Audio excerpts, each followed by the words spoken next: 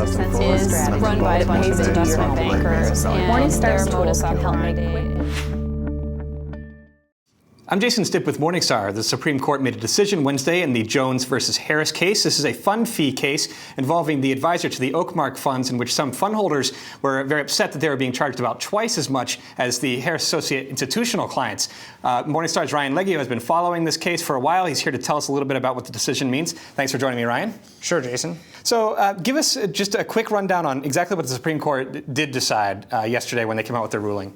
Sure. Well, the Supreme Court officially decided in favor of the shareholders. So this case will go back down to district court, where the shareholders will be able to try and prove that Harris charged them too much on fees. And they affirmed what's known as the Gartenberg standard, which is a standard that's been in place for 25 years, which basically says that as long as the negotiations between the fund's advisor and the mutual fund boards are done in an arm's length type of transaction, that the fund fees will stand. Okay, so it's my understanding that there's sort of a range of possibilities of what the Supreme Court could have decided. So let us know, where this actual decision comes, in that continuum of, from this to this. Where did we actually fall and what could have happened? Well, we fell a little bit to the right of Gartenberg, something I would describe as a Gartenberg plus type of ruling. To the far left and the most lenient to fund companies would be the appellate court decision, which the Supreme Court overruled,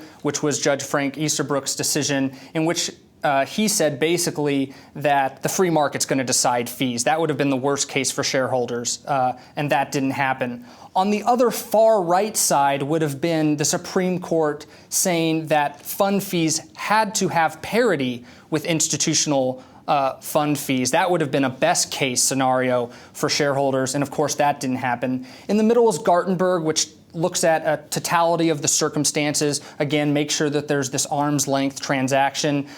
While that looks to be friendly for shareholders, no shareholders ever won under the Gartenberg case. Harris didn't win. Another notable case in the courts right now in the American Funds family, they didn't win. So that could have been an option. The Supreme Court didn't do exactly that, because they raised the third footnote in Gartenberg, which talks about comparing institutional fees to retail fees, and put that into the full body meat of the decision. So now, instead of kind of just an afterthought for courts looking at what institutional clients are charged, now that's really at the forefront. So it's definitely more shareholder friendly than Gartenberg. We just don't know how much more shareholder friendly yet. So that is the plus part that some folks are saying about this decision. The Gartenberg plus is that particular point that the court elevated. Absolutely. Okay, so they've kicked this down then back to the district court, and so they're going to take another look at that. So if you had some takeaways here for investors and what this could possibly mean, what are the range of outcomes here, and how might this trickle down to their actual fund holdings? Sure. I think there's three big takeaways for investors in this case. One is that over the next few years, maybe the courts will help them out, because this new decision is more favorable to plaintiffs. But again, it's going to be a few years until we know, and so keep an eye on litigation, because we won't know whether or not this plus really has some bite to it. Sure. Or not until the cases come out.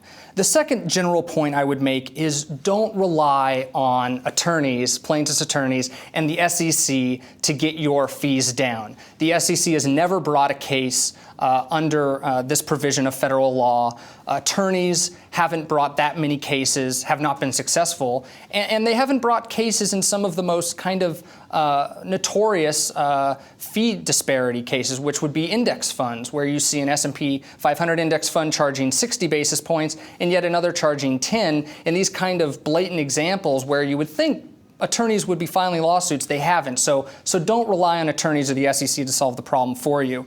And the last is that really shareholders are the best watchdogs.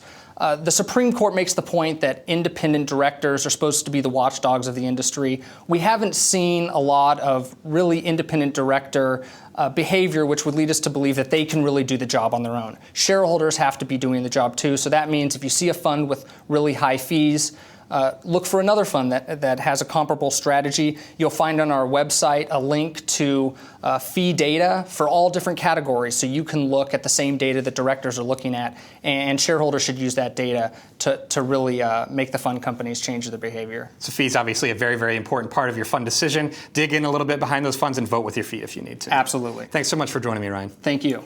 For Morningstar, I'm Jason Stipp. Thanks for watching. At Morningstar, we feel it is important to schedule regular checkups of your investments. This is the reason we're pleased to announce Portfolio Monitor, a new and easier way to keep track of your investments.